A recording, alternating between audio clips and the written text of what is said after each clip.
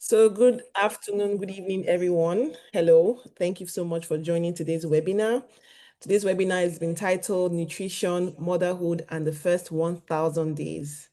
I'm super excited to introduce our speaker. She's someone that I just recently met, and it's just amazing how her heart for, give me a second, please. I'm just going to stop the record. Okay. Her heart for kingdom is what I just really love. The fact that, you want to collaborate with me, you don't know me before from anywhere. I just literally just reached out to you. I saw you like we just joined a group, Sister Charity, you are here. We joined this leadership group, and I saw her, her explanation of herself and what she does. And I was so interested because for some few months, I've been thinking about, okay, I didn't know anybody who was like a nutrition specialist or anything like that. I wanted someone who was really like they knew what they were talking about. And I just reached out to her and say, hey, sis, it's nice to meet you. I've seen what you're doing. I really like it. Are you able to talk to us? And she said, yes. And I won't be like, okay, I don't mind paying for it. We normally, support our people and everything. She's like, no, no, no, it's fine and everything. So I just want to really appreciate you for taking out your time to actually be here. And I hope that, many more people even still join because I know that you have so much to tell us. So I'm just going to do the introduction. Jesutola is a passionate advocate for women's health and wellness with a mission to empower women worldwide through nutrition and lifestyle. She aims to share the healing power of homemade dishes while promoting holistic well-being. Her work embodies a commitment to nurturing body, mind, and spirit. She is a registered dietitian, nutritionist both in Nigeria and internationally.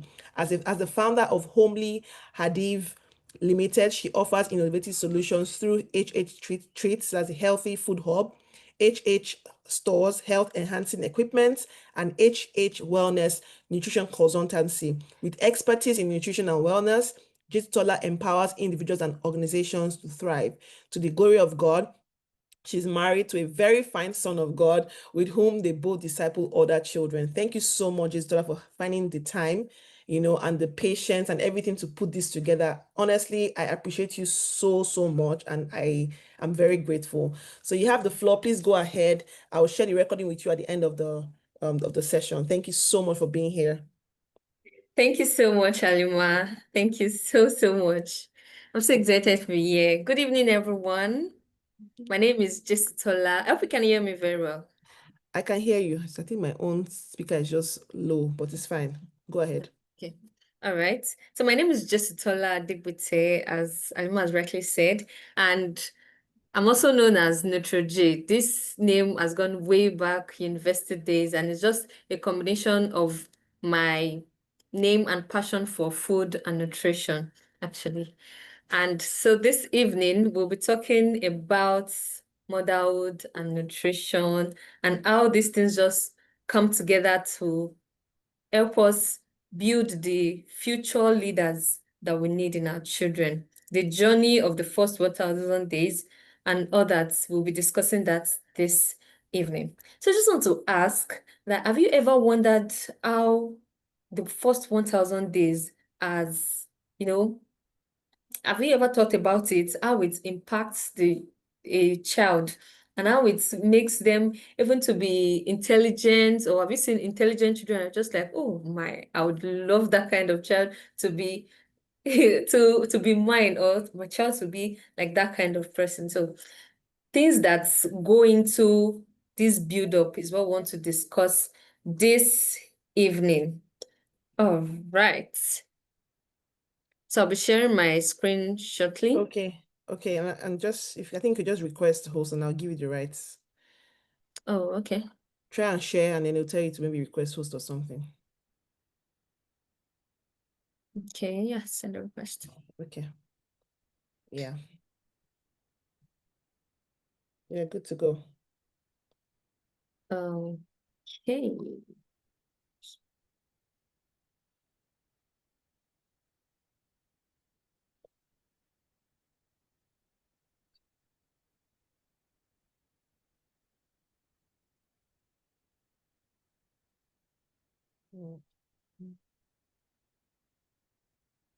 Can you see my screen now, please? Not yet. Not yet. It's technology.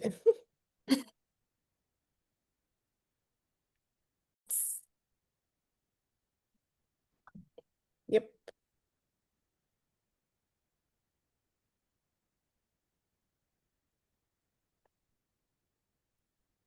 All right, so our discussion this evening is on nutrition, motherhood, and the first 1,000 days. Sorry, let me take this off my screen. Oh boy, I wish I could take this off. Okay, let me just manage. So what is nutrition? Nutrition is basically about eating a healthy and balanced diet. And how do we get these healthy and balanced diets together? We get it from nutrients, and nutrients are got from food that we eat. And the food that we eat, they're eventually divided into the macronutrients. Those are the carbohydrates, the proteins, and the fats. And Macronutrients are from the vitamins and minerals. And these two combine to give our body the necessary building blocks, thereby supporting our life, supporting the going, supporting the glowing, how we look beautiful, supporting how we get to do things that we do. And who is a mother? A mother is a female parent. A mother is also someone, is also described as someone who treats, that is to treat a person, can also be described as to treat a person with great kindness and love and try to protect them from anything dangerous or difficult. And we know as females, this is a very key thing to our nature itself, to our very being itself. That is basically who we are, how we care for ourselves. No, men, they don't even, the way they even care for them, for their bodies, is not as delicate or as in-depth as a female would. And that characteristic also go through their whole, everything about them, caring for their children, caring for even the man himself, caring for everyone around them. So that's where a mother is. And for the quotes, said here that motherhood, Robert Browning, he said that motherhood is defined as, and motherhood is just an all-encompassing capsule, and all love begins and ends there. Just like I've described who a mother is, to treat a person with all kindness, all beautiful nature and characteristics. And a mother is also always the beginning. For a child to be born, the mother has to carry the pregnancy. Well, I'm leaving aside the technological things now, that there's now incubation and all those things, but a mother is always the beginning. She is how things begin. For a natural conception, it happens in the mother, not in the man, not in the male figure. I mean, so she's always the beginning of everything. If something wants to happen in the home, it's a mother that usually institutes it, giving it to the husband, okay, let's try this, giving it to the children, giving them the kind of food that they would grow with. And that's why you hear people, oh, I'm very used to this kind of food, because that's what we usually eat at home growing up. So that kind of thing, this just describes this. Then to eat is a necessity, but to eat intelligently is an art. So every woman, every mother has to learn this art. It's something that can be learned, and that's why we are here this evening. Moving on, we are children of God, and there are some Bible scriptures that's giving us instructions on how to go about eating, how to go about life in itself. First one, there are so many, but I have two here that speaks to what we are doing this evening. The first one is in 1 Corinthians chapter 6, verse 12. So it says, some of you say, we can do anything we want to. But I tell you, not everything is good for us. So I refuse to let anything have power over me. Life is full of choices, and we are consequences of the choices that I've made yesterday. So you can decide today that the choice that you will make will be choices that will impact your future, the future of your children, the future of those around you, because you are a mother, because you are the beginning of all things. So you can decide to do anything, but it's now telling you that you should refuse you should refuse to let anything have power over you. Don't let, you can decide that, oh, I can afford it, so I can eat out every day. I can afford it. I can eat this kind of food compared to this kind of food. Yes, you can afford it, but you should not let anything have the power over you. Even to cravings, you should not let anything have the power over you. Second scripture is in 1 Corinthians chapter 10, verse 31. And it says, therefore, whether you eat or drink or whatever you do all to the glory of God. So whatever you're eating, make sure you know that your body is the temple of the Holy Ghost, which is in you. And things that will not glorify God should not go into the temple of God. Not like there's any food that does not glorify God, but you know that the consequences of eating some particular kind of food can eventually affect your body. You will not be able to do the kingdom lifestyle that God has set you on this earth to do. You'll not be able to achieve those goals. You'll not be able to do those things with the strength that you need. So whether you eat or drink or whatever you do all to the glory of God. I pray that the Lord will help us in Jesus' name. If you're following, we following. Okay, yes, I can hear.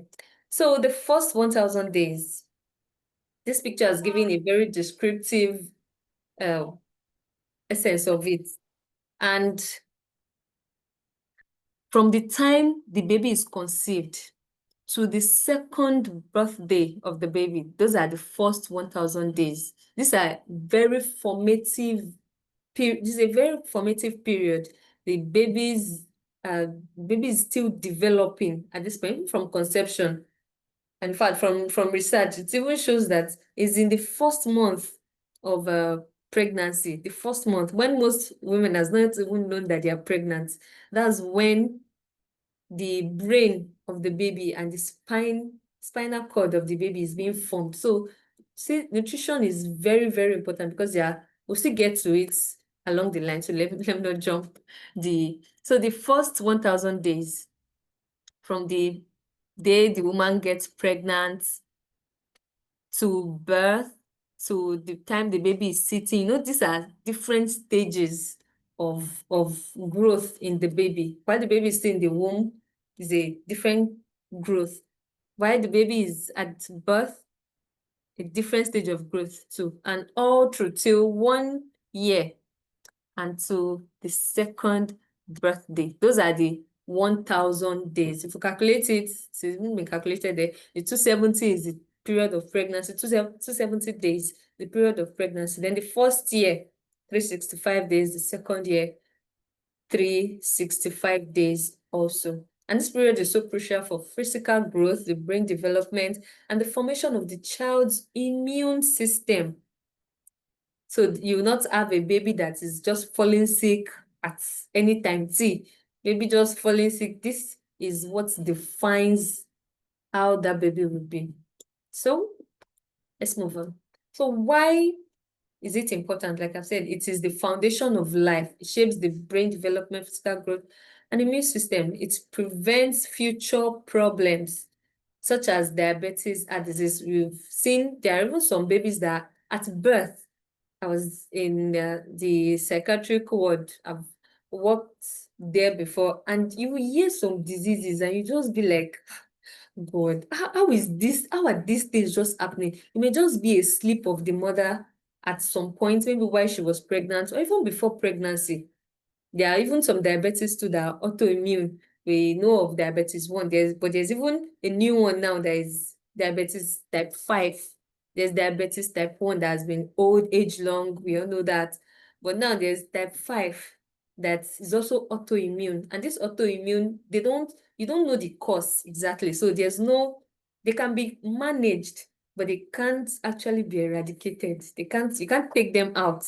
So these are the reasons why we have to take this 1,000 days very seriously. And some heart diseases, let me also make mention of that. There are some babies that when they are born, they have a hole in the heart. There are some babies that when they are born, they can't sit properly I've seen a child like that in the hospital, can't sit properly, and these things they now have to be doing not even preventive. Now preventive is gone. They now have to be doing curative for the baby, just because there are some sleeps that the mother didn't she avoided, or she didn't avoid while she was pregnant. So there's some people, they will not be able to, the bone structures didn't form while it was in the womb. This will not be our portions in Jesus' name. So it's also empowering mothers, because your nutritional choices profoundly impact both your health and your child's future. So whether you're planning a family or already a young mother, this information is for you. You're in the right place. So wish to remove this. Okay. Laying the growth foundation. There's something on my screen I'm trying to remove. Oh, thank you, Jesus. Laying the groundwork. This is the preconception now. Before you even get, before conception, before you conceive that child, there are things that you need to be doing constantly, like living as a normal life. So what you eat before pregnancy is very important. It prepares your body for the journey ahead of you as a woman now. There are ways that you should live, that your body will be prepared for what is coming. You know that you still get pregnant, whether sooner or later. That's for those that are not yet married, or those that are getting into it, and those that are even there already. You know that you still get to, it's a stage in your life that the larger percentage of everyone, and God even wants every woman to go through this stage. So things that are important are folic acid. These are folates. The folic acid is the synthetic ones, the ones that you get from supplements, the ones that you get from fortified foods, fortified cereals and others. But the folates, you get it from your natural food. So, and sources are leafy greens. This actually helps to build the baby's brain and spinal cord, like I mentioned the first time. These are things that you don't, and it happens, just like I mentioned, at the time when you don't even know that you're pregnant, or when most people don't know that they are pregnant. So that's why it is very, very important as you are journeying towards pregnancy, as you're journeying towards adding or giving birth to your own children, giving birth to children after your kind. You need to take note of these things. So sources are from leafy greens, different leafy greens. So long is green and is a leaf. You should add that to your diet. Fortified cereals to legumes, citrus fruits. So these are things that we can take. We should start. If you have not started, you should now begin to be conscious of these things, of this kind of food, and add them to your normal diet. And also a balanced diet. Balanced diets are things that you get from whole foods. They are lean proteins. Lean proteins are proteins that you don't see visible fat on it. There are some persons, I think I've heard it growing up, and people would say they love fat. I mean, fat itself, animal fat. It's very dangerous on the long run. Yes, it's usually sweet, truth be told. It's usually sweeter than the one without fat, but your body will process it as food, not as what your tongue tastes. So you should be very conscious, very meticulous of what you take in. So whole foods, or said that those are the foods that are like in their rawest form, in their natural form. It has not gone through so much processing, because the brown rice also goes through a little processing. And the processing is just from taking it from the ground, from the soil where it is, and maybe doing some cleaning. It has not gone through the process of having to debrand it, having to remove so much from the outer layer, just so it will look appealing to the eyes. No, we should do more of whole foods, lean protein, like I've explained, then fruits and vegetables. In fact, fruit and vegetables should be part of the daily things that you take as a meal. Not as a meal, but in addition to what you eat. Fruit and vegetables. Vegetables can be taken with your, in fact, there's in my plate, I should have added that. There's in my plate a 9 inches, on a 9 inches plate, half of it, like 90 degree of that plate, 90 degree, no, 180 degree, a whole half of the plate should be vegetables. Then quarter will be protein, and the other quarter will be a the carb now. That's the carbohydrate part of it. So that makes the whole nourishing plate. And the more colorful your plate is, the more nutritious it is for you. The more colorful your plate is, the more nutritious it is. And yes, the whole grains is also a part of the whole food. And you should also try to maintain healthy weight. Let's make sure not to be overweight, not to do too much. And that's also, it comes from eating a balanced diet. When you consistently eat a balanced diet, when you live and dwell on a balanced diet, then you're going to achieve, the end result will be a healthy weight. And it's also important to be well hydrated, to stay hydrated. Don't get thirsty before you take water in. Throughout the day, keep taking water. So these are the things that will lay just like the foundation of the 1,000 days. You've not conceived, but as a woman, these are the foundations to lay. And there's also something to limit. You limit processed foods, soda, carbonated drinks, all kinds of processed food, the chips, those in the package with ingredients that you don't even know the names, ingredients that you cannot even pronounce. You just know that, okay, these things are part of what they use in making this. So we should limit such kind of foods that have their lifespan more than 6 months. You should limit such kind of foods. There are times that you may want to like take it, but they should be on the limit, on the limited part of what you're taking. And another thing to limit is excessive caffeine and alcohol. That cannot even be oversaid because overemphasized. I mean, alcohol, even during pregnancy, is very hazardous to both the mother and the child, especially the child. So going to the first trimester now. You have been taking the folic acid before the conception. After conception, that is when you now know that, oh, I'm pregnant. You still continue to take the folic acid. And something to also note is that, before you begin to take any drugs, any supplements, you have to consult with your healthcare professional.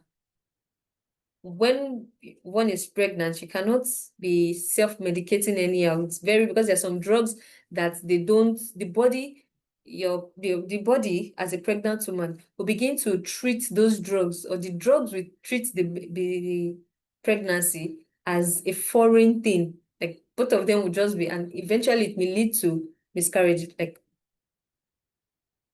abortion, unintended abortion. So those are reasons why we should be careful of these things. You have to consult with your healthcare practitioner, professional. So something to take importantly in this first trimester is iron, the mineral iron. This prevents anemia and supports increased blood volume. This is really needed as a mother. Because you're not just eating to support yourself now, you're eating to support both yourself and the baby in you. And we'll still get to that part that you're not supposed to, okay, maybe I should not talk about it yet.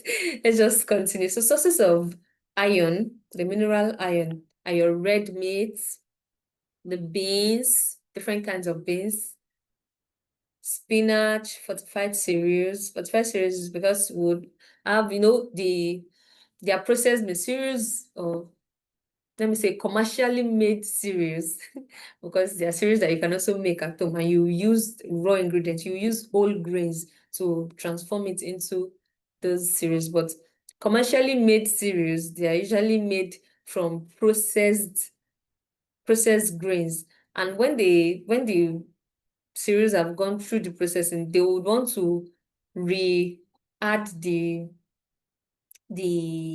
minerals now, or vitamins, or such things. So that's why we have fortified series. They just fortify it so that you will not just be taking shafts or the end results or things that just easily convert to sugar in your body. They also want to add something just to give it that to up the game of the cereals.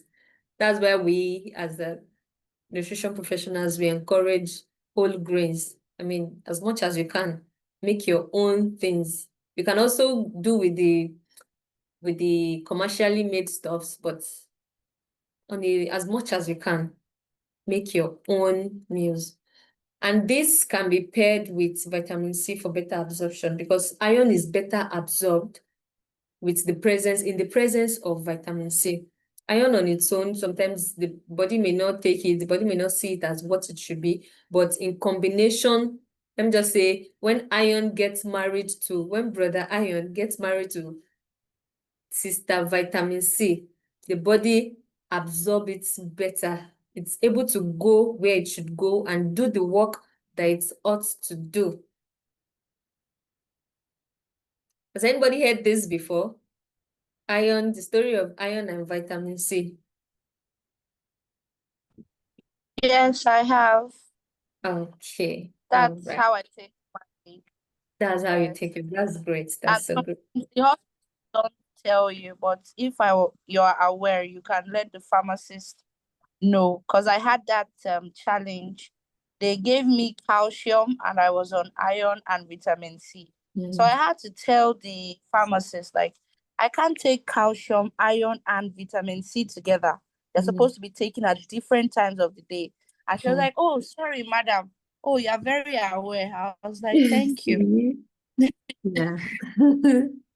So yes, there's this food and drug interaction that we also need to take note of, food drug interaction. So if you have a supplement that you have been using before and another is recommended, just need to tell your healthcare professional too. So if there will be any negative interaction with it, it can be secluded or given at another time or spaced or something.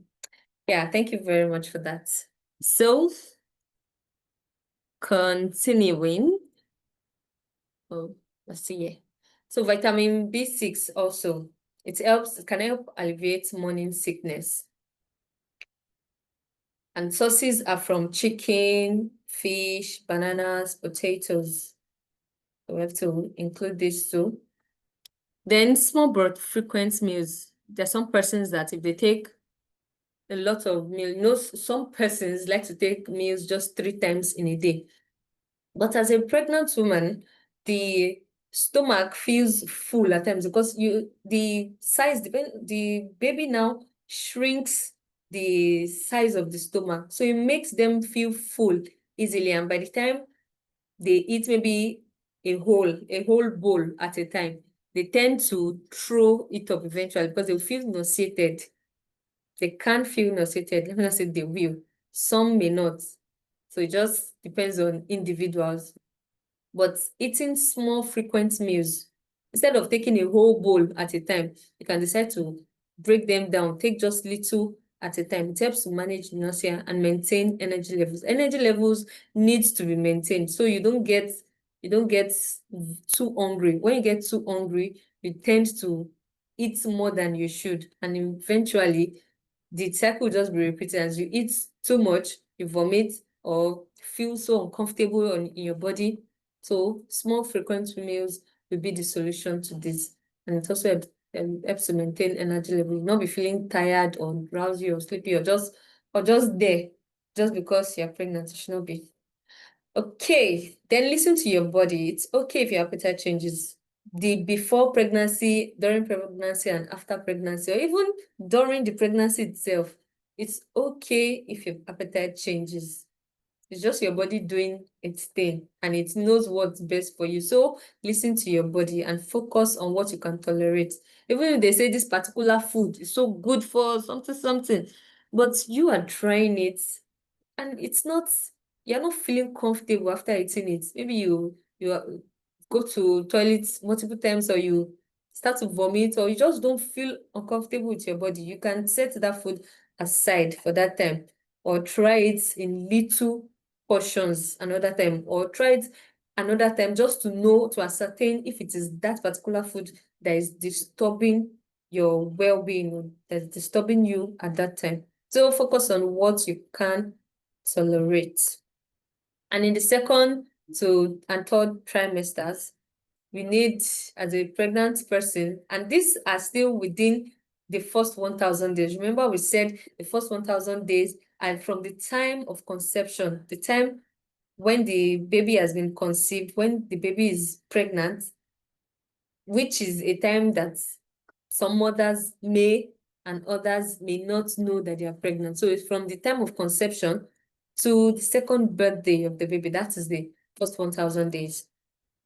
So in the second and third trimesters, there's a tendency for, there's usually an increased calorie because the baby is growing, and the baby is drawing from you, you are eating, and baby is drawing also from you. So it is a modest increase needed. It is a modest increase. It's not a lot, because usually for a woman, it's a 2,500, no, 2,000 calories. It's a meal that is 2,500 calories per day. So it's within that range, depending on the BMI of the person, depending on the age, depending on the kind of work the person does. That's when addition or subtraction may be needed.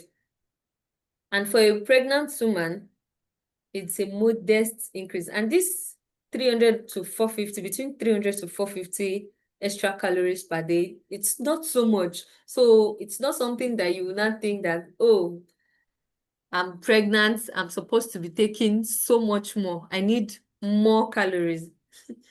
I need to eat more. No, it is not eating for two.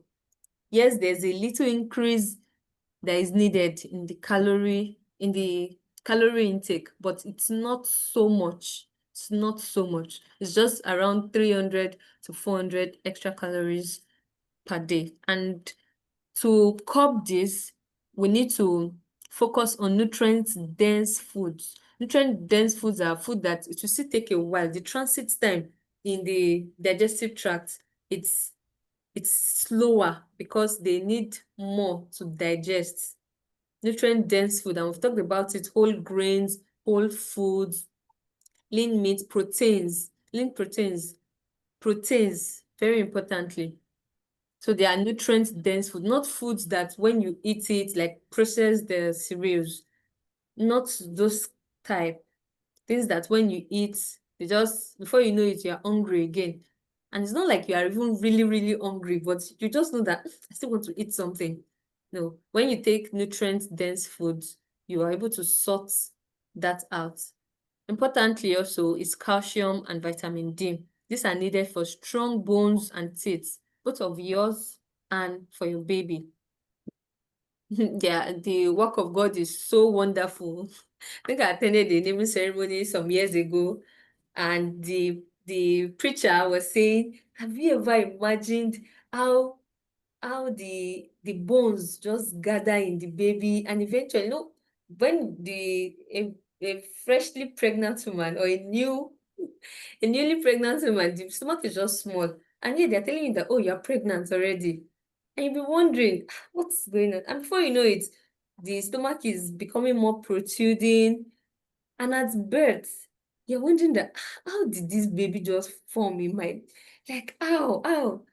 The preacher was saying, is it that you asked the mother, did you swallow bone at any time? Did you swallow this at any time? Or how did the baby got from? So is that amazing? And this is a thing that contributes to the strong bones and eventual strong teeth of your baby. Calcium and vitamin D. And just like iron and vitamin C too, these two also work together. That's why in the milk that you take, usually you see this in the composition of the milk, because it's very, very important in strong bones and healthy baby. And food, the sources are dairy, that's a milk product. You can also get it from fortified plant milks. That's to be fortified because they need to add this extra. There are some that you can only get from the animal milk, but with plant milk, they can fortify it to give you same thing that you can get from that. Somebody saying something? No, it's just maybe just an error. It's fine. All right. Okay, thank you. And you can also get it from leafy greens, and importantly, you can get it from sunlight. Please, that's free. Sunlight now, it's not 2 p.m. sun, it's just the sun of the early hours of the day. Sunlight from the early hours of the day. So in the second and third trimesters also, we need omega-3 fatty acids, which are vital for baby's brain and eye development. And sources are from fatty fish, e.g. salmons, sardines. And sardines should be limited because of the high mercury. You should limit high mercury fish. Also, flax seeds, walnuts. These things is not something that you would say, okay, I want to get omega-3 fatty acid now. Pick a bowl of flaxseed, eating. No, the things that can just be mixed with other foods. I saw Alima's post the other day. She made granola. It was so beautifully looking, so enticing. And the granola was a I agree mixture. with you. Yes. So the granola is a mixture of different seeds, different nuts, such things. You can walnuts. I can't remember if Az had walnuts, but you can also include that in things that you eat. So you don't have to now serve yourself a bowl of walnut or a bowl of flaxseed. I want to get omega-3 from it. A whole fish, I want to get omega-3 from it. It doesn't actually work like that. You have to get it's a varied diet, a colorful plate. And the more colorful your plate is, the more nutritious it is. The nutritious is that you're getting more nutrients that your body needs from different sources, which is what the body usually needs. It does not need a monotonous diet. You can't just be eating, for example, rice every day, and you expect to get nutrients, full nutrients from it. So let it be various things. And like I said, the more colorful your plate is, the more colorful your plate, or your bowl of food, the more colorful your plate or your bowl is, the more nutrients you're deriving from that food that you're eating. So I want that to actually stick, not just even for pregnancy or 1,000 days, but for a normal life.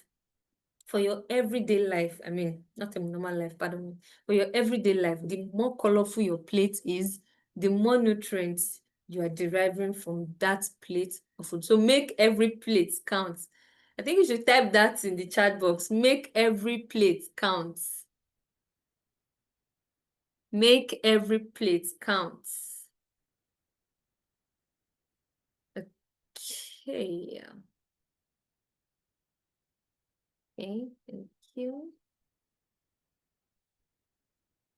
So fiber is also an important thing. It helps to prevent constipation. There's some pregnant women that usually complain of this, and it's not a very comfortable feeling, especially because you're even pregnant. It's not a comfortable feeling. I've been saying especially because you are. I don't mean people on this call now, because I know we have a varied population in this place. I just mean as a pregnant woman. So it's prevents constipation, and food sources are the whole grains, fruits, vegetables. These are very, very good sources of fibers, and that's why we encourage whole foods, whole grains, because these things have their fiber still intact. The fiber has not been removed from it. And it's also important to stay hydrated. It's very, very essential to stay hydrated. It's essential for the amniotic fluid, and it prevents dehydration. The baby growing in the womb is covered in this fluid, in this kind of bag, this delicate membrane. And inside that delicate membrane, there's what we call the amniotic fluid. And it is this, your hydration will help your body system keep, it distributes it as whatever you take into your body, it distributes it across from the brain, head, everywhere. And that's why we see people grow, we see them develop. You see a child yesterday, and few months after, you're like, this baby is growing, this child is growing, because what they are eating is going all around their body. So nourishing the nurturer after the stage, this is the stage after birth. So postpartum recovery and breastfeeding needs nourishment to heal and produce milk. After delivery, the body needs to get back into its original state. Let me not say normal state, into its original state before pregnancy. And it's not usually a very easy part. So you have to be intentional about what you eat. What you eat helps growth and development. It is very, very important. So prioritize healing. Those are, and you get that from proteins. Proteins help. We know that from the kindergarten now, that protein helps body building. And growing up also a little more, I know that it helps glowing. And that's why you see many of our skincare products, they are so filled with proteins, because they know that it helps. Although people are using it topically, and while it ought to be supported, or the main thing actually ought to be the one that you take in, the one that comes from inside. Your glow should come from inside, not just the topical one. The topical one is good, it's a good addition, but most importantly, the one from inside. So prioritize healing, and that will come from proteins like lean meats, eggs, legumes, things that has been lost, the blood that has been lost. They all need to, come back through what you eat. And hydration is also very, very important. At this stage, the woman is breastfeeding, and a major component of breast milk is water.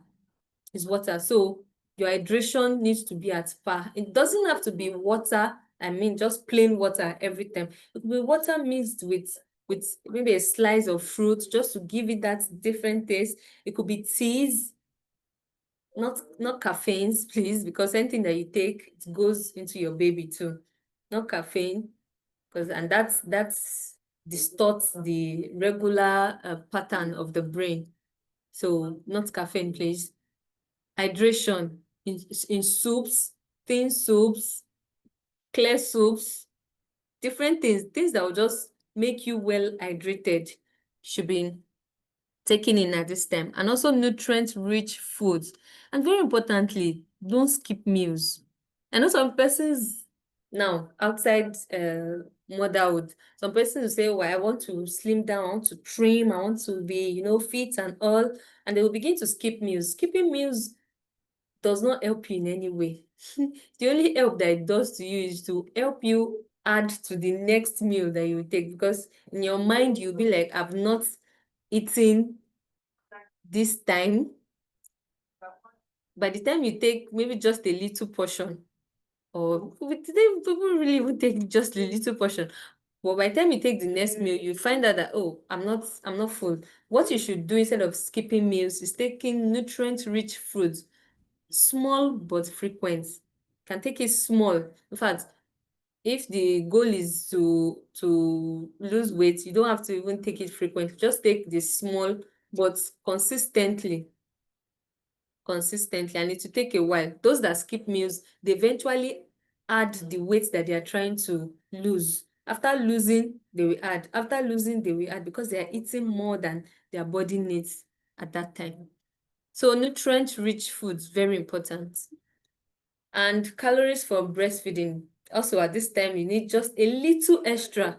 Just a little extra, because you are breastfeeding. You need significant energy to breastfeed. You see some mothers, they'll be like, I need to even eat first before I give my baby. But because they will feel so tired and all that, and you don't want to have that kind of feeling. Then omega-3s are very, very important also at this time, because it helps you to improve your mood, and it passes to the baby through the milk. Whatever that you're eating passes to the baby as you eat it. That's why you have to be careful. One is to be careful of what they eat at this time when they know it directly affects the baby. And it helps improve mood. I wanted to mention that there are some postpartum different things that happen after giving birth. So omega-3s are very important. And we've made the examples that you can get it from flaxseed, the salmon, the sardine, importantly. Also, at this point, you need gentle movement. Don't move around too much. I think it's a culture in this part of the world that they have to sit down or be at home, be indoors for a while after giving birth. In fact, they won't go to church, they won't go. It is this that informed that decision because they need gentle movements and rest to recover all that has been lost during the giving birth period, all that the body has lost at that time. So moving on quickly, go to infant nutrition. Now the baby has been given birth to, we've talked about the mothers. Now to talk about what the infant should be eating. At this point, the breast milk is the perfect food for your baby. Please type, I want to see perfect in the chat box. Perfect. So that will stick. Perfect.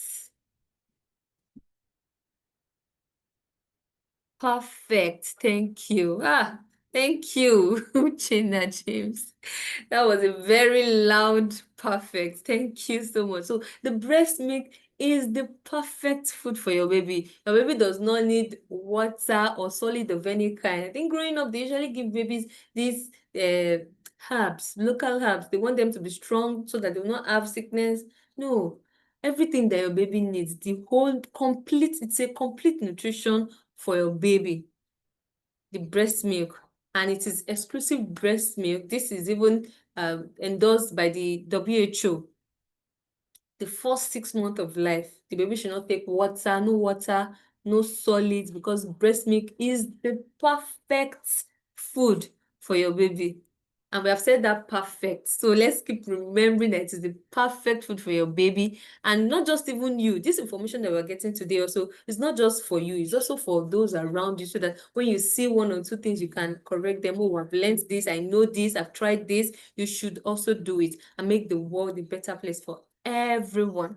So, and provides all the nutrients. We have to, as adults, you have to take a colorful plate. You have to take the carbohydrates in some measures, the protein in some measures, the fat and oil in some measures. Everything has to be in measure. But you see, for the baby, they have the perfect food. They don't need to measure or measure carbohydrates or give this calorie or that.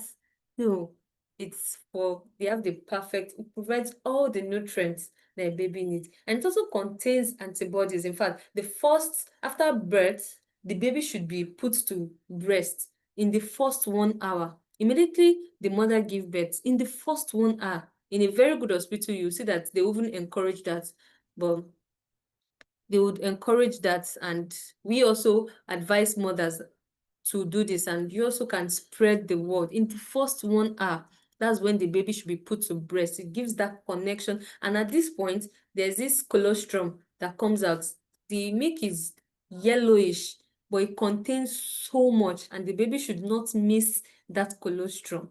The baby should not miss that colostrum because it contains antibodies, and even aside the colostrum, the milk, the breast milk itself also contains so much for the baby's immunity.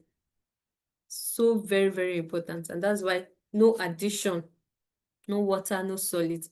And it also promotes bonding between mother and child. And that's why you see, so some children, as they even grow older, see that they will not, because they've stayed so much more with their mothers, they will not want any outsider again to carry them. And you may have even seen some examples. I want people to also put your examples in the if you agree with what I'm saying.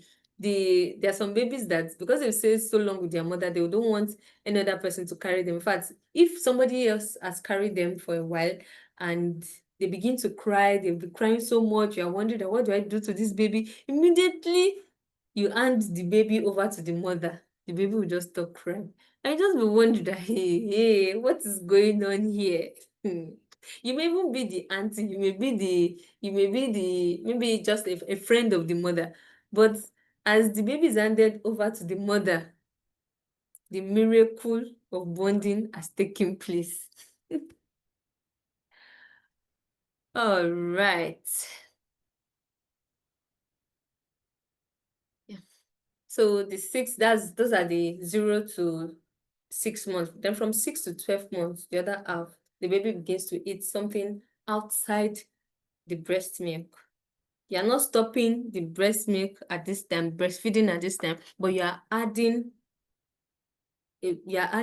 something to complement, and that's why it's called complementary feeding. It's just complementing it. It is not replacing the breast milk, but it is complementing the breast milk. So how do you know if your baby is ready? To know that your baby is ready, you see that when you are eating, you're just taking your own food, maybe you breastfed the baby, you're taking the own food. God, can I even hear from, how do you know that your baby is ready before I unleash? How do you know that your baby is ready for complementary feeding?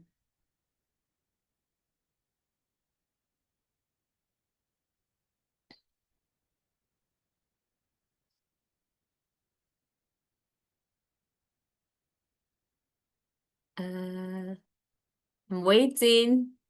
How do you know that your baby is ready for breastfeeding?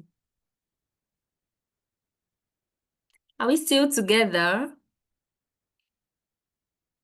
Hello, people. We're here. Okay, thank you very much.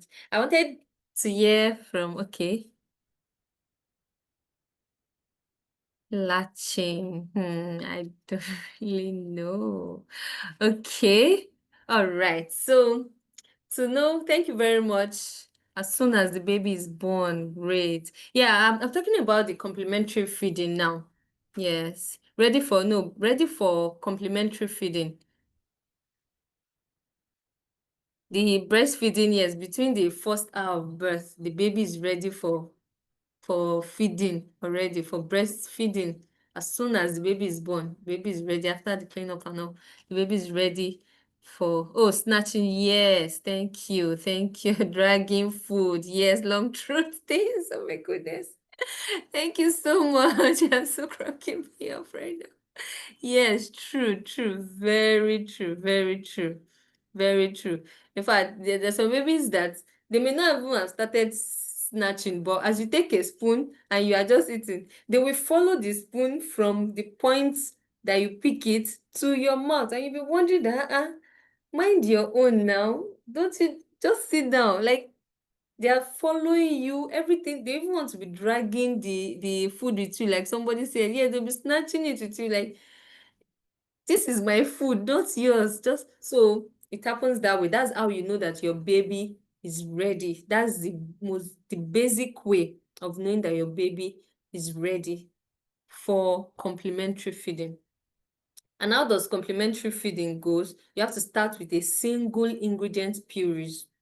Single ingredient purees, like you can start with, say, rice, cooked rice, then you blend it, puree, you make it puree, because they're coming from breast milk, and breast milk is liquid.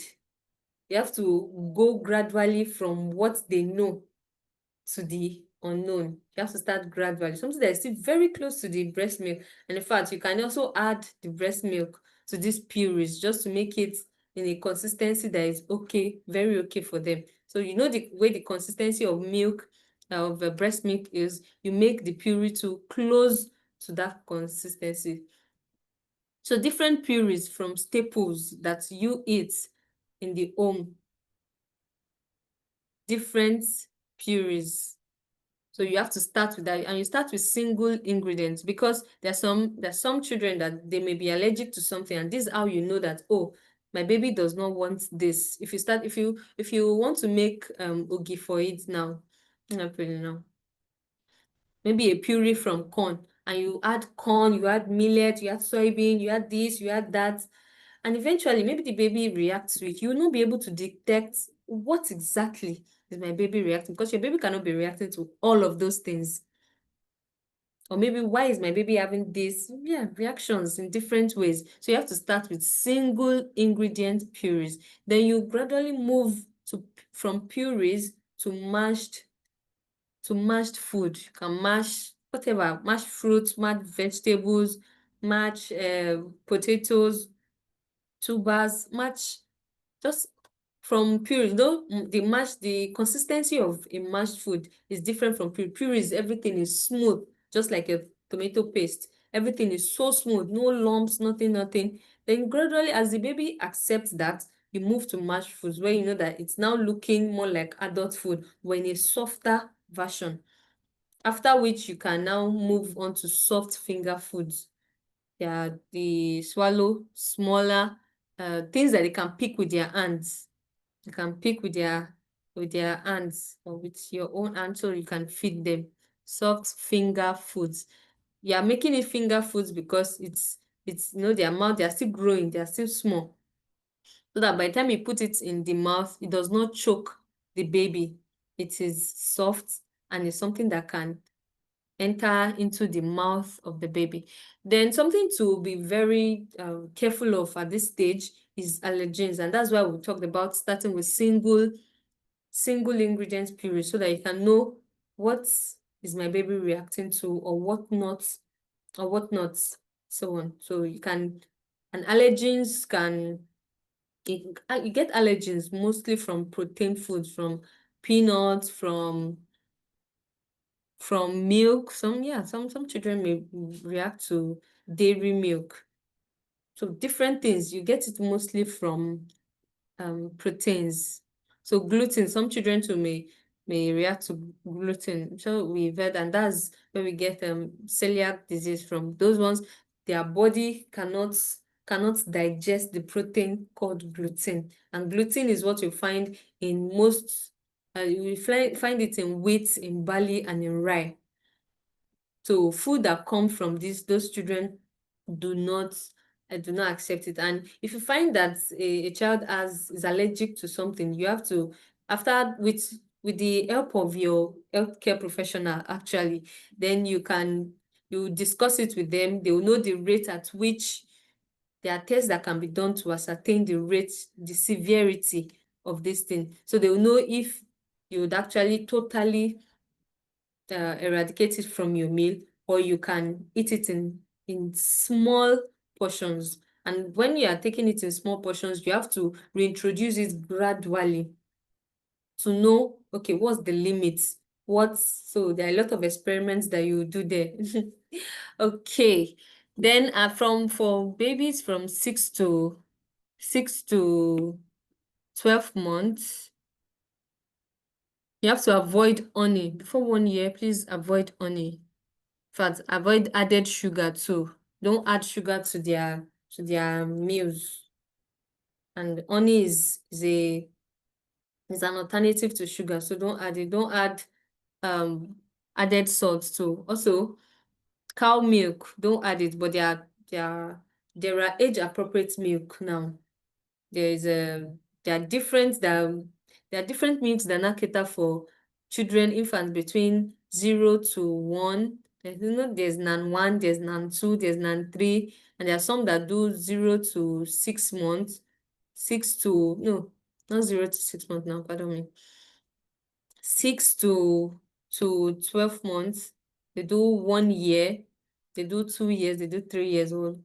1 to 3 years. I think we have pick 1, 2, 3. I think Danoto has for children. I just saw that very recently. So different brands like that, and different brands in your location, they have age appropriate milk is advised, please, because the children, they are still very small. They may not be able to their body is not formed to digest all these things yet. So that's why we are not giving them at this stage. Then I've said it before, continue breastfeeding. Okay, then toddler nutrition, that's from 12 to 24 months. It's very important to eat together with your children that are now more than 1 year. As you're on the dining, get their own age-appropriate chair too, chair that fits them beside you as you eat. Also give them the same food as a family, and you make sure to cut it into the sizes that are safe for them. If you're taking fruits, cut theirs into very small sizes that they can also eat and they will not get choked. And also balanced diet is very important from their on that eating together. I want to also add that this is where the condition of picky eaters starts, because when they don't eat together, when toddlers don't eat together with the family, you're eating a different meal, you're giving them a different meal, different like that. Eventually, when the children grow up, they will not be able to eat what you are eating because they've not been used to it. It's just like a foreign one to them. It's alien to them. And that's where we get picky eaters from, that everybody is eating this. That's where we get most picky eaters from. There are some that when they grew up, they just outgrow it. But there are some also that I've had a patient that said that he doesn't eat rice, and I'm wondering what happened. I mean, in this part of the world, rice is a very I don't like rice either, but in this part of the world, rice is a very common thing, and even if you don't like it, at least you will eat it. But this one says it doesn't even eat rice. I'm wondering what went wrong. Well, I didn't get into the details, so I don't know. I was just wondering at that. Well, so these are the things that could happen at at a very young stage that you can cope. So eat together as a family. Give them the same food that you eat as a family, but in a age appropriate way, like the cutting into safe size. Balanced diet also offer a variety from all food. So that a balanced diet, which is offering a variety of diet from all food groups, applies to both children, male, female, adult, at whatever stage that one is in life. A variety of diets from all food groups applies to everyone. It's just a blessing. So let's begin to inculcate it as a regular lifestyle. Food, fat, dairy also, at this point, they need it. Very important for their brain. They'll get the DHA, the omega-3s from it at this point. And healthy nutrition snacks also important. Not giving them processed meals. Though at this point, when they are preparing, that a child, they like sweet. I've never said that they like sweeting because, that's what the person has trained them with. But with children, they will want something yummy. They want to eat after eating. They may want to eat after eating. So bring them up with healthy, nutritious snacks like fruits, like yogurt, like whole grain crackers, and not just all the over-processed. We should be very wary of all the over-processed foods. Then also allow them to explore with their hands and utensils. Don't always feed them. You can give them their own small bowl, their own small spoon. Let them explore with the food. There are some children, not even some. Children, as you give them the food and the bowl, there are times that, okay, maybe they saw you using at some point, they want to drop the spoon. They will use their hand to be eating it. Yes, it will get messy, but it's very important. It's part of what you teach them nutritionally. Allow them explore the food with their hands and utensils. Also offer small portions. A child is still growing. Small portions are very important, and allow them to ask me. Don't let us be just give them a whole bowl at once. That is not very good. As they ask for more, give them more. So offer small portions and limit sugary drinks, processed snacks. That should be limited. Water is the best drink. So for adults, for children, water is the best drink. Fill their bottles with water. Let water be around them. They don't even have to take drinks. If there are no healthy ones around, they don't have to take it. If water, their future will be so happy. They'll grow well, they'll grow beautifully, and you'll be proud that yes, these are my godly seeds. Amen. Okay, bonus tips for the family. Simple steps you can take today for a healthier tomorrow. It's important to have been mentioning it just to wrap it up. Prioritize nutrient-dense meals. Prioritize nutrient-dense meals. And these are from the whole unprocessed foods whenever possible, as much as you can. There are times that you may not be able to, but as much as you can, whole unprocessed foods. Also, hydrate adequately. That hydration is very, very important as humans, very, very important. But a larger percentage of your body is made up of water. So it's very, very important to hydrate. Don't hesitate to ask for help from healthcare providers. As a mother, as a woman, as a mother, as a woman, don't hesitate to ask for help. If something is not clear to you, or you are thinking, okay, I want to do this, I want to do that. Is it good for me? Is it good for my baby? Is it good for my family as a whole? Don't hesitate to ask for help from healthcare providers, family support groups as your needs requires. So don't hesitate to ask for help. It is not a sin to ask for help, and it is godly to ask for help. It is godly to ask for help. So listen to your body and your baby's cues. Everyone's journey is unique. You may be in a group and they're saying, oh, this works for me, and you try it and it's not working for you. You don't have to now want to make that thing work for you. Try something else. Life is very dynamic. Try something else and you see that, oh, this even works. You may not even be thinking in that direction before, and you tried it and it's working for you. Then go on with it. Listen to your body, your baby's cues. Let that work for you. And it is progress over perfection. This is not a one-day thing that today we must achieve it. Yes, you can achieve it, but let it be gradually. Because when you, in nutrition, I preach sustainability. It is not something that happens to you in a one day. It is not a magic that you just wave a wand and you get the results. No, it is gradually. And eventually the aim is to make it your lifestyle, not something that after doing the sprint and you stop.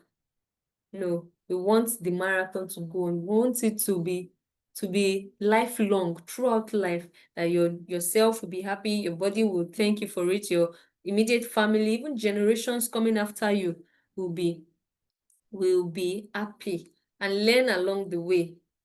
Celebrate your small victories as you decide. You can make small goals. Break your goals into bits. And okay, I want to achieve this week. This week, I want to eat. I want to take a fruit every day. First week, you did it. It was not really. Second week, it was not really. Third week, maybe you even did 3/5 days in the first week, or 5/7 or 3/7. At least you did something. Celebrate that too. The second week, see that it will progress. Third week it will progress, or it may not even progress, maybe fluctuating. But as time goes on, you see that it becomes much more easy for you to live a healthy lifestyle, because you've broken it down into bits and you're celebrating the lifestyle. You're not like, I didn't even do well at all. No, don't beat down on yourself. Just learn along the way. Oh, why didn't I do this? Why wasn't I able to do this? And you've seen that, oh, this is what, this was the cause. Okay, I'll work on this, and you'll see that you get better every day. Remember, you are building a legacy of health for generations after you. Not just for yourself, not just for your children that you can say now, but for generations, because as you teach them that lifestyle, they also grow up with it, and they eventually find out that, oh, this is a very good one. They hand it over to their children also, and the cycle continues like that. And eventually, we have a healthy world. Aren't we glad for that? Amen. And thank you so much. Questions? I hope I'm not taking too much of the time. Thank you so much. Thank you so much, sis. I mean, God. This conversation is not, like you said, it's a lifestyle thing. It's supposed to be a lifestyle thing, right? And constantly, I'm happy that I have some of my sisters that here that are actually pregnant. Like, I'm so Oh, happy for wow. you guys that you're hearing like straight from her mouth and you're able to actually implement these things. I'm so happy for you, to be honest. People like us now that are already really giving birth now. Well, but I mean, but it's still valid because we still have growing children, and I'm hoping that we can even get to that conversation in the future to like talk about the ones that are still growing and how we can also support them as well. So anybody have a question? I know I have my sisters here. If you have any question you want to ask, please go ahead to ask so that we don't go past 1 hour 30 minutes for this webinar. Any questions? Any hands up? Any questions? Okay, so I don't think we have any questions, but I mean, this webinar Sorry, was I have a question. okay. Go ahead. If who's Yeah, speaking? good evening. Good Oh, evening. okay. I can't see. Okay, Uchenna. Okay, go. Yes, this is Uche.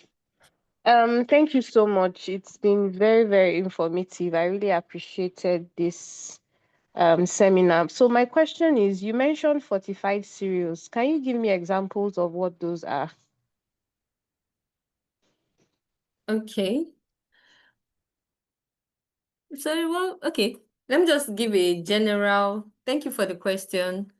Let me give a general answer to that because I don't know what brand is maybe common in your area or something. But usually when you get cereals, there's, I mean, it's a, how do I call it now? It's a regulation from regulating bodies that they should, oh, yeah, most times from regulating bodies because depending on the areas, there are some bodies that would have done research that, okay, in this part of the world or in this part of the country, these are the deficiencies that this area is suffering from.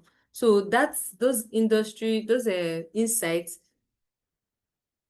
food manufacturing companies take it in, then they begin to fortify the cereals that they make. Just so is for different reasons, actually. It can, and one of the reasons is to get more people to buy because since you can't take, they may not know that, they will just try to tell them that, okay, we've fortified it with this, we've seen that this particular area is deficient in this kind of um in this kind of mineral or Vitamin. vitamin. Then we've fortified this cereal with this, so you can have Okay. it. But eventually, that fortification is not enough per serving size for the individual taking it. And that's why we encourage more of whole foods because you can get it in the quantity that your body needs. I know that we write DV and all the daily Mm-mm. volume, recommended volume for your body per vitamin and all that. But it's still not, it's kind of like counterproductive. But on every cereal that you get, you will see it. They're even in the front pack because it's part of what they use as their marketing tactics. That is fortified with vitamin A, B, C, different vitamins. They'll write it there. Okay. But we Okay. still do not it's only we also encourage more of whole foods. Those ones are just maybe times that you cannot get your whole foods or that you cannot make the whole foods or that you cannot get access to them. Then you Okay. can take these ones. Oh, okay. Thank you. I actually thought you meant Pap or John Brown or something. Thank God I Oh, asked. Tom Brown. Okay, okay. Yeah, those ones too those ones are even the better fortified cereals. But and again, Okay. these days, the hospital I worked in, they produce their Tom Brown themselves, and that Tom Brown is actually very high in protein. But there are some Tom Browns that I've seen.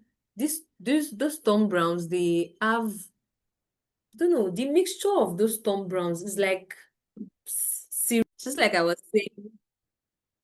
saying during my presentation, that there are some you wouldn't say because okay, this food now has what example was that the other time?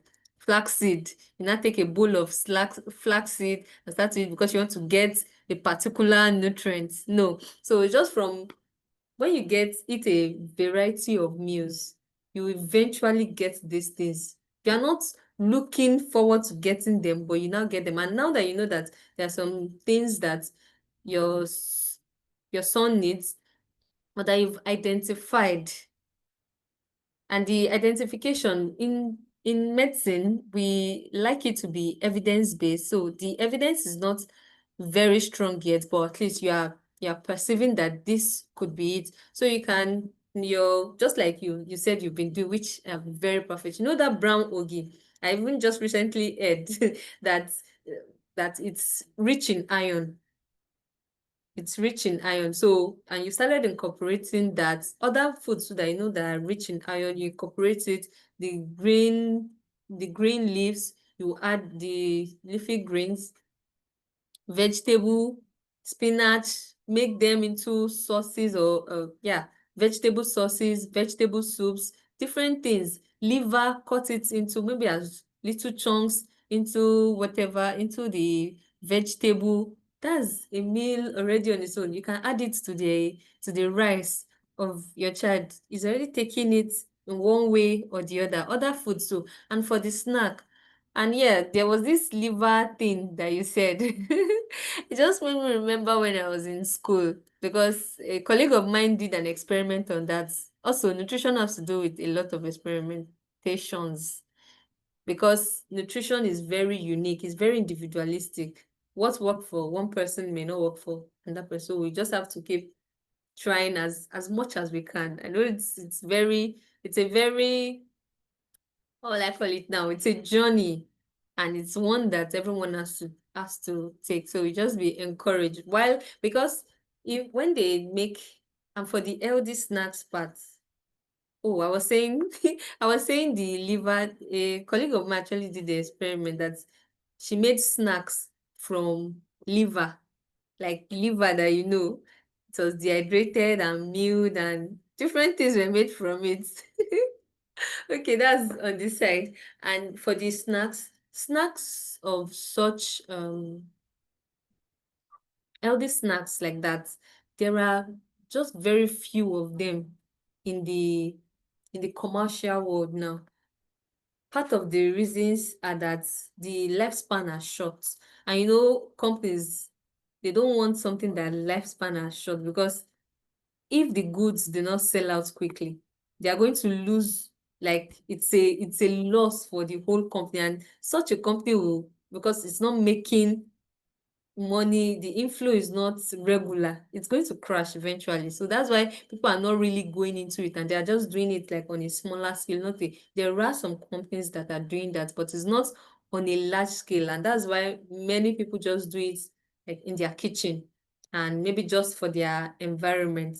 And I don't know what environment that you are, if it would be good to maybe search them out and maybe get back to you, or that you now begin to do experiments in your kitchen as much as you have the time. I don't know if I've been able to answer your question. Yes, so much. Thank you so Okay. very You're much. welcome. But Very just great. to summarize that, the iron-rich food, incorporate it in different ways. It does not have to all be in a meal. Incorporate it in different ways. And for the pumpkin seeds, I think the granola Alima made, she added pumpkin seeds. So you can Yep, also I get the can give you a recipe. list. I can give you like I can give you the recipe. I had pumpkin Send seed, I had to sunflower seed, Nigeria, I had Alima. Package and send to Nigeria. But it's also Please, package and it's also available in Nigeria. If okay, the other time I went to the market, although it's expensive, like truth be told, yes, it is, but it's available. I saw this little boy. These people that sell spices now, they have these seeds in different. I saw that pumpkin seed. In fact, it was a cardamom I was looking for, and she didn't even have it. But I know I'll still find when I chance to check other places. But she had this pumpkin seed and the flax seed, they now have it. I know Bene seed is the sesame seed. See? Yes, it is. It's just like one is the tush one and one is the like regular one. So it's the same. So we have those things around when we just look for them and when we know what we're actually looking for. Right, that's so true. Yeah, when our mind is there, right, we can actually we can find it so that we don't think that they're there, right? If your mind is there, it's Yes. not easy, right? But I mean, It's it's not, worth it's it. It's not. worth it because your Mm-hmm. body, you're never old. You don't Thank you. like you said, like we have tasks to do, and we all are God's children, and we have tasks to do. But if you are tired, you can't do it. So it's just as Yeah. simple as that, right? So we can actually invest. We have to invest in our health, and the health of Very our children, important. especially because that one, hey, gosh. And that's I'm happy that people who have some people who are pregnant can actually start now and not make them not even venture into all those chips and all those things. Like Yeah. Oh, on that, I have a testimony. I have a friend that she just gave birth earlier this year, and she was just giving me a testimony. In fact, I knew it was possible, but because I've never heard it happen, so I was just I'd been thinking about it, and eventually when she gave me that testimony, I was like, yes, I just knew this thing was possible. During her pregnancy, she said that she had cravings, yes, but she didn't give in to those cravings. And I was asking her, how did you do it? I've never heard that before. I knew it was possible, but I've never heard that. And the way she did it was that whenever she had the craving, she just drink, how will I even put it? She drinks lots of water till the cravings go. And the way that helps is she always has a bottle of water around her. Like water is very accessible to her. So even throughout her pregnancy, she was glowing. After pregnancy, she was glowing. Even her baby, I was just telling her, oh, now I know your secrets. Now I know your secret. I didn't know that people actually did that. Yes, she's a nutritionist, but she actually lived what she preached. And I'm so amazed. And I just said, let me say that testimony too, because it just may encourage somebody. You may not achieve it at once because I know she's a nutritionist, she has studied it, she knew that it took her years, but you can also incorporate little by little until it becomes a lifestyle, because it's the lifestyle that we are aiming at. It's not a kick and start key. It's not a kick and start, but it's not something that happens na na na na na. It's a journey. Nutrition is a journey, a lifelong journey at that. And you can start today. That is why we came here. You can start today. thank you so much, sis. Thank you so much, everyone, for joining, for contributing, for asking questions, for taking notes. Thank you so much. Thank you The so the the much. the the link will be on so that you can even rewatch if you want to. But I know things are easier now. You can even research, but just like creating this awareness so that you know that it is actually possible. You can do it. You can do it. For my second child, I ate a lot of fruit. When I gave it to him, he seems glowing. He was like, mom was giving him a bath. His first, my mom said, you don't even need a bath, my son. You came out so clean. But that's because I ate a lot of fruits and I was trying my best not to eat so many junk. Not now, Sha, but that time. But we're repenting every day to get better. So thank you so much, sis. I really appreciate you actually coming, taking our time.